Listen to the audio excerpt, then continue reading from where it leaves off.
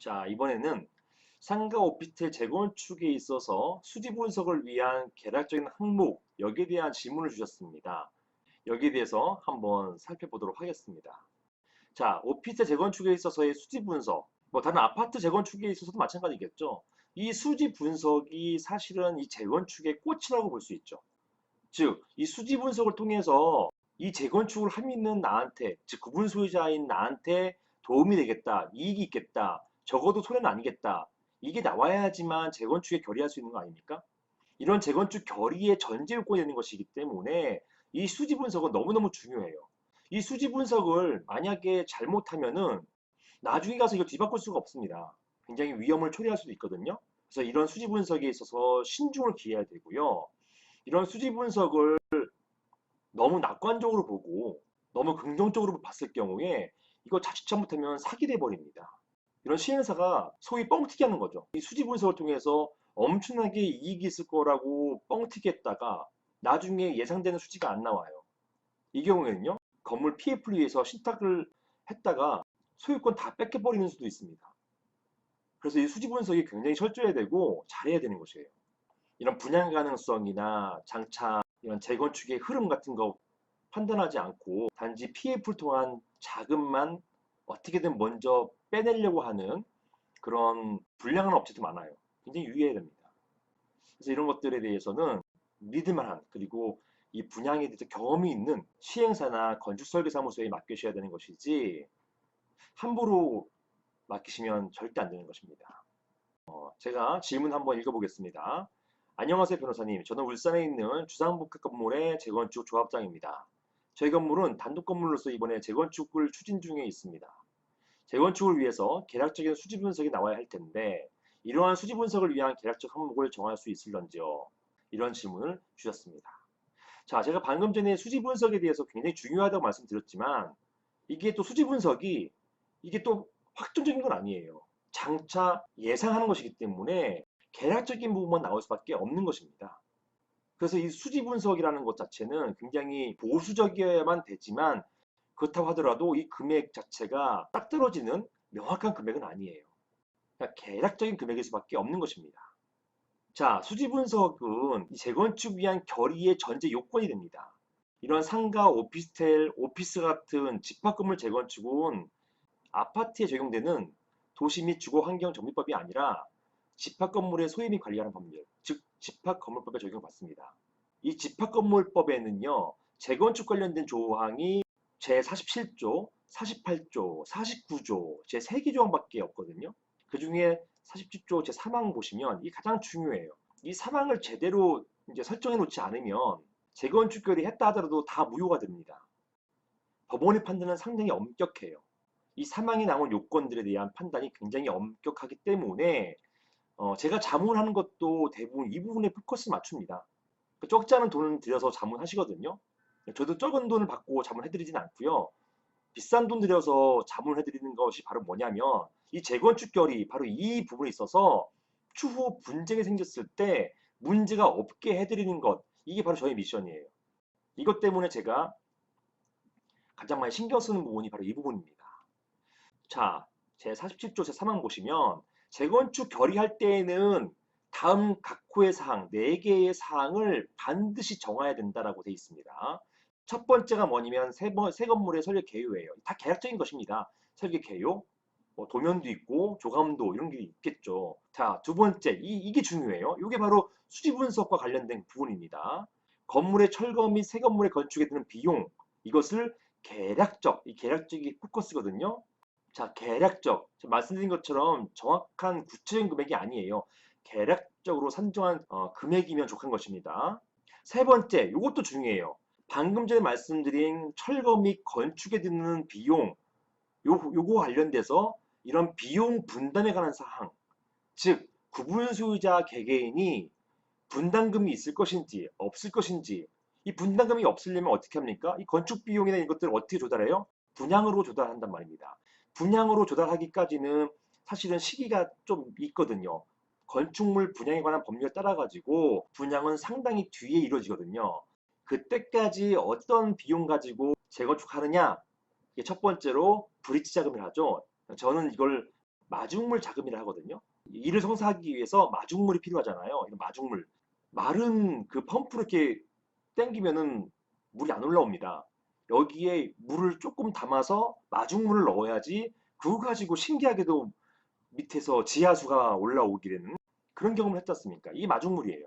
이런 마중물 자금이 있고요. 그 다음에 마중물 다음에 당의 대지를 담보로 해서 자금을 일으키는 이게 PF지 않습니까? 이런 PF 자금을 만드는 것 이것이 바로 금융과 관련된 부분이거든요. 자, 이런 걸 통해 가지고 재건축을 위한 비용 이걸 어떻게 정할 것인지 이것도 계략적인 것이 나와야 된다는 것입니다.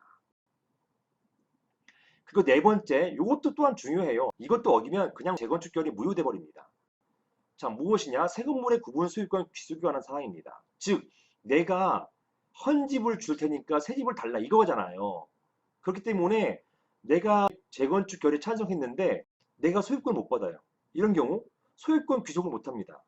따라서 소유권 귀속 관련된 사항이 바로 그런 부분이고 이런 부분도 반드시 지켜줘야 되는 사항이다라는 것입니다. 이런 자문들을 제가 이제 주로 합니다. 자, 사항 보시면 이러한 것들 특히 3호 비용 분담이나 구분소유권 귀속 관련돼서는 구분소유자 사이에 형평이 이루어져야 되는 것이고요.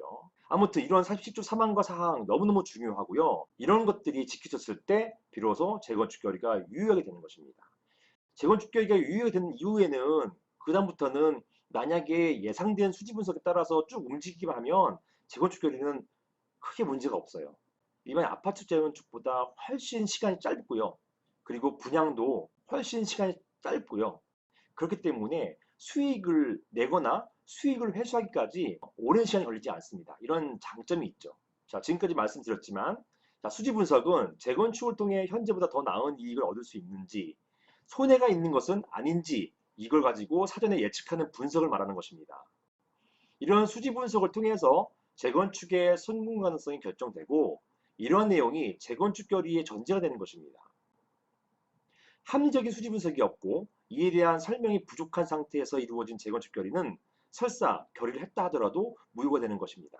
제가 이런 소송들을 지금 몇 개 하고 있어요. 구분수재님들을 대리해서 충분한 설명이 없이 재건축 결의가 이루어졌기 때문에 그런 재건축 결의는 무효다라고 하는 소송들을 지금 몇 개 진행하고 있습니다. 물론 수지 분석은 재건축 결의의 기초 자료에 불과한 것이기 때문에 추후 변동 가능성이 있습니다. 따라서 절대적인 것은 아닙니다.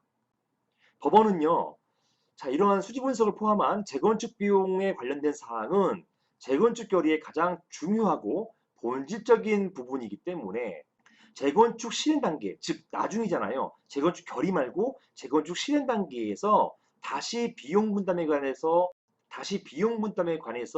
합의하지 않아도 될 정도로 미리 산출 기준이 정해져 있어야 한다고 보고 있습니다. 이게 대법원 판례입니다. 자, 그래서 구체적인 수지 분석 항목이 무엇이냐? 자, 제가 1응 이거 나눠놓은 것이거든요. 이게 더 세부적으로 바뀔 수가 있어요.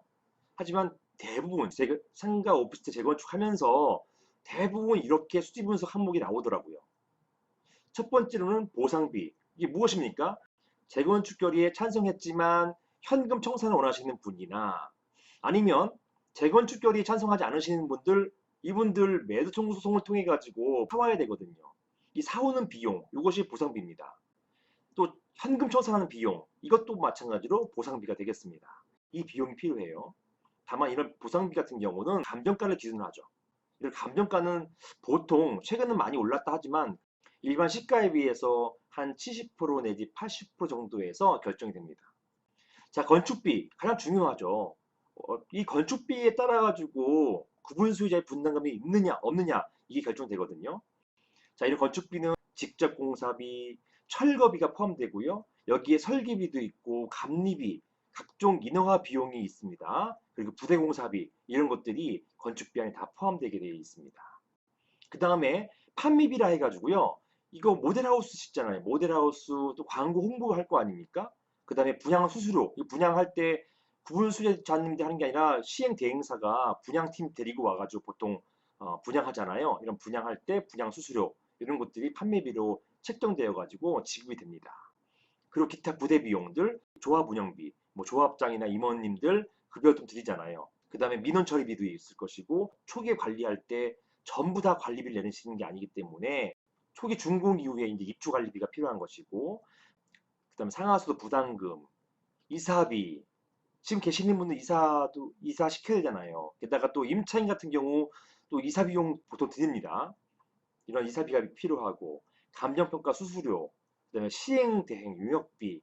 당연히 시행 대행사는 이런 용역비를 바라고 이제 들어오시잖아요.